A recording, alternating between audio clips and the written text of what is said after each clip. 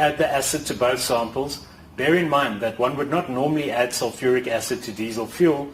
However, acid does occur naturally in fuel and as a result of moisture content. We are simply adding sulfuric acid to these samples in order to speed up the natural gumming process for demonstration purposes. As I begin agitating these two samples, one can see almost immediately that the untreated sample begins to darken, discolor, and deteriorate.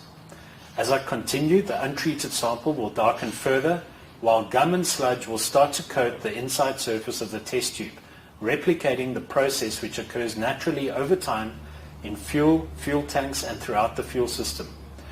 This coating of gum and sludge has a direct and negative impact on atomization, combustion, fuel consumption, and harmful environmental emissions produced. Also, these visible sludge deposits are capable of blocking fuel filters, which can lead to costly operational downtime. Note that the sample that was treated with diesel cure has remained completely unaffected by the acid and has retained its natural color, demonstrating how diesel cure prevents acid buildup and completely neutralizes existing acid and moisture, maintaining optimum fuel quality and fuel system cleanliness. In order to demonstrate the effectiveness of diesel cure where this contamination already exists, we'll now treat our contaminated sample, which, as you can see, has deteriorated quite dramatically. As I agitate the test tube, it's easy to see how almost immediately the resin, gum, and sludge deposits begin to dissolve back into the fuel, restoring the fuel to its natural color and optimum condition. By using diesel cure, the same preventative and cleaning processes are replicated in your equipment's fuel tanks and fuel systems.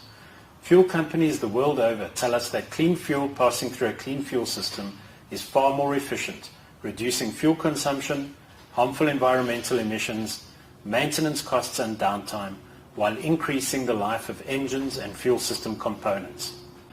Many products on the market claim to deal with acidic condensation or moisture content. This claim, however, can easily be tested by simply adding a sample of these products to free water, as we are doing here. The result will be a clear separation between the product and the water, proving that more often than not, these products have little beneficial effect, if any at all, on water or moisture content.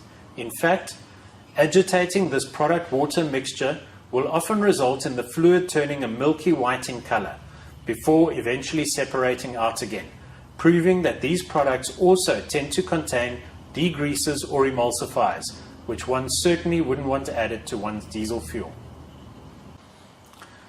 Following the same process using diesel cure, we can see from this demonstration that when diesel cure is added to water, there is no separation at all between the two fluids.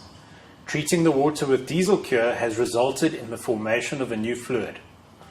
By dipping one's finger into this fluid, one can feel that it feels oily and therefore has now taken on lubricating properties.